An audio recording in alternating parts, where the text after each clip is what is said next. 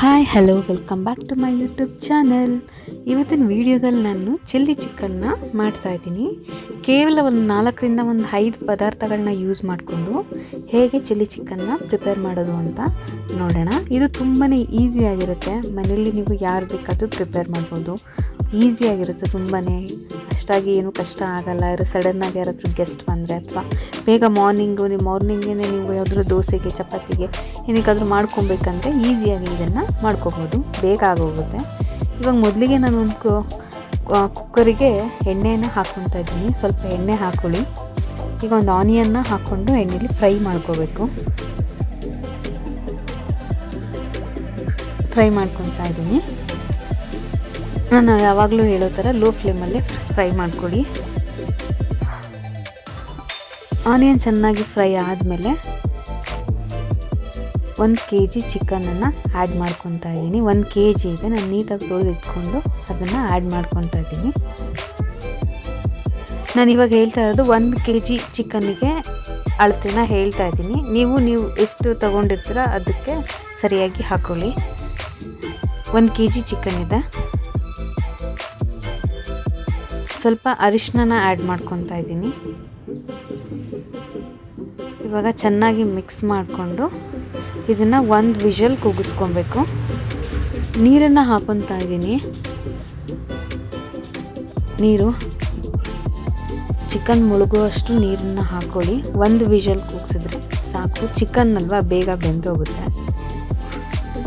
ಇದು ಕೂಗೋ ತನಕ ಇವಾಗ ಮಸಾಲೆ ಪ್ರಿಪೇರ್ ಮಾಡ್ಕೊಳ್ಳೋಣ. ತುಂಬಾ ಈಸಿ. ಕೊತ್ತಂಬರಿ ಸೊಪ್ಪು ಹಾಕ್ಕೊಂಡೆ. ಒಂದು ಗ್ರೀನ್ ಚಿಲ್ಲೀಸು 7 ಹಾಕ್ಕೊಂಡಿದ್ದೀನಿ. ನಿಮ್ಗೆ ಖಾರ ಜಾಸ್ತಿ ಬೇಕಂದರೆ ಜಾಸ್ತಿ ಹಾಕ್ಕೊಳ್ಳಿ.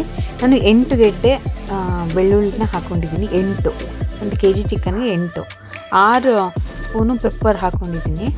ನಿಮ್ಗೆ ಇನ್ನೂ ಜಾಸ್ತಿ ಖಾರ ಬೇಕು ಅಂದರೆ ಜಾಸ್ತಿ ಹಾಕ್ಕೊಳ್ಳಿ, ಇಲ್ಲ ಖಾರ ಕಮ್ಮಿ ಬೇಕು ಅಂದರೆ ಕಡಿಮೆ ಮಾಡಿ. ಸ್ವಲ್ಪ ನೀರು ಹಾಕ್ಕೊಂಡು ಅದನ್ನು ಪೇಸ್ಟ್ ರೀತಿ ಮಾಡ್ಕೋಬೇಕು, ರುಬ್ಕೋಬೇಕು. ನೋಡಿ ಈ ಅದಕ್ಕೆ ರುಬ್ಕೊಳ್ಳಿ. ಇವಾಗ 1 ವಿಷಲ್ ಆಗಿದೆ. ಈಗ ತೆಗಿತಾ ಇದ್ದೀನಿ. 1 ವಿಷಲ್ಗೆ ನೋಡಿ ಬೆಂದೋಗಿದೆ ಆಲ್ರೆಡಿ. ನಿಮಗೆ ತುಂಬ ಇನ್ನೂ ಚೆನ್ನಾಗಿ ಬೇಯಬೇಕು ಅಂದರೆ 2 ವಿಷಲ್ಲೇ ಹಾಕಿಸ್ಕೊಡಿ. ನಾನು 1 ವಿಷಲ್ ಹಾಕ್ಸಿದ್ದೀನಿ, ಚೆನ್ನಾಗಿ ಬೆಂದಿದೆ. ಈಗ ಅದೇ ಕುಕ್ಕರ್ಗೆ ಸ್ಟವ್ ಹಚ್ಕೊತಾ ಇದ್ದೀನಿ. ಫಸ್ಟು ಸ್ಟವ್ ಹಚ್ಕೊಂಡು ಅದೇ ಕುಕ್ಕರಿಗೆ ಇವಾಗ ಮಸಾಲೆನ ಆ್ಯಡ್ ಮಾಡ್ಕೊಳ್ಳೋಣ. ಮಸಾಲೆ ಸೇರಿಸ್ಕೊತಾ ಇದ್ದೀನಿ.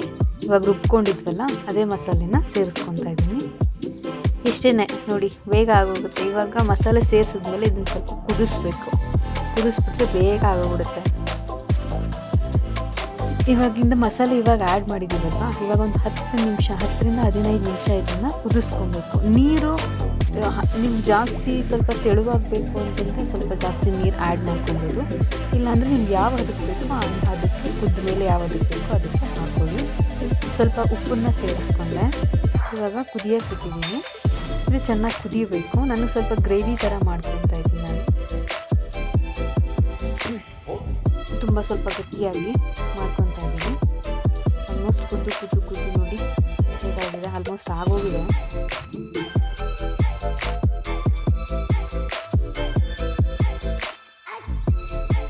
ಇಷ್ಟೇ. ಈಗ ಈ ಥರ ಮಾಡಿದ್ರೆ ಬೆಳಿಗ್ಗೆ ಬೇಗ ಅರ್ಜೆಂಟಾಗಿ ಮಾಡಬೇಕು ಅಂತಂದರೆ 4ರಿಂದ 5 ಐಟಮ್ ಅಷ್ಟೇ ಬೇಗ ಆಗೋಗುತ್ತೆ. ಎಲ್ಲ ಚೆನ್ನಾಗಿ ಆಗಿದೆ. ನೋಡಿ ಹೇಗೆ ಬಂದಿದೆ ಅಂತ. ಚೆನ್ನಾಗಿ ಬಂದಿದೆ ಅಲ್ವಾ? ಐ ಹೋಪ್ ನಿಮಗೆ ಇಷ್ಟ ಆಗಿದೆ ಅಂತ ನಾನು